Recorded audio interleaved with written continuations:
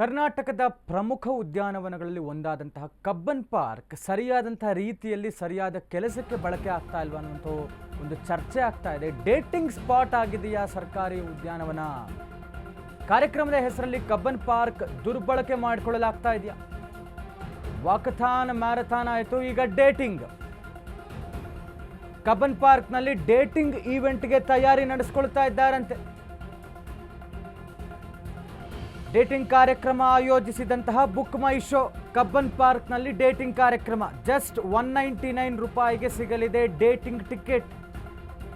ಪಾರ್ಟಿಗೆ Cubbon park ಆಡಳಿತ ಮಂಡಳಿ ಅನುಮತಿಯನ್ನು ಕೊಟ್ಟಿದೆಯಾ? 18 ವರ್ಷ ತುಂಬಿರುವಂತಹ ಯುವಕ ಯುವತಿಯರಿಗೆ ಆಹ್ವಾನ ಕೊಡಲಾಗಿದೆ. ಡೇಟಿಂಗ್ ಕಾರ್ಯಕ್ರಮ 2 ಗಂಟೆವರೆಗೂ ಡೇಟಿಂಗ್ಗೆ ಕಬ್ಬನ್ ಪಾರ್ಕ್ನಲ್ಲಿ ಸಿದ್ಧತೆ ಮಾಡಿಕೊಳ್ಳಲಾಗ್ತಾ ಇದೆ.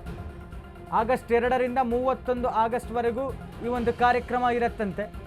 ಕಾರ್ಯಕ್ರಮ ಆಯೋಜನೆಗೆ ಸಾರ್ವಜನಿಕರು ಆಕ್ರೋಶವನ್ನು ಹೊರಹಾಕ್ತಾ ಇದ್ದಾರೆ. ಸರ್ಕಾರಿ ಉದ್ಯಾನವನ ವಾಕಿಂಗ್ ಮಾಡೋಕ್ಕೋ ವಾಕಥಾನ್ ಮ್ಯಾರಥಾನ್ ಎಲ್ಲವೂ ನಡೀತಾ ಇರುತ್ತೆ. ಬೇಕಾದಷ್ಟು ಬೇರೆ ಬೇರೆ ಥರದ ಕಾರ್ಯಕ್ರಮಗಳು ಕಬ್ಬನ್ ಪಾರ್ಕ್ನಲ್ಲಿ ನಡೀತಾ ಇರುತ್ತೆ. ಆದರೆ ಇದು ಒಂದು ಆಶ್ಚರ್ಯಕಾರಿ ಬೆಳವಣಿಗೆ. ಡೇಟಿಂಗ್ ಅನ್ನುವಂಥ ಒಂದು ಕಾರ್ಯಕ್ರಮ ಸಾರ್ವಜನಿಕವಾಗಿ 18 ವರ್ಷ ತುಂಬಿದಂತಹ ಯುವಕ ಯುವತಿಯರಿಗೆ ಆಹ್ವಾನ ಕೊಟ್ಟಿದ್ದಾರಂತೆ.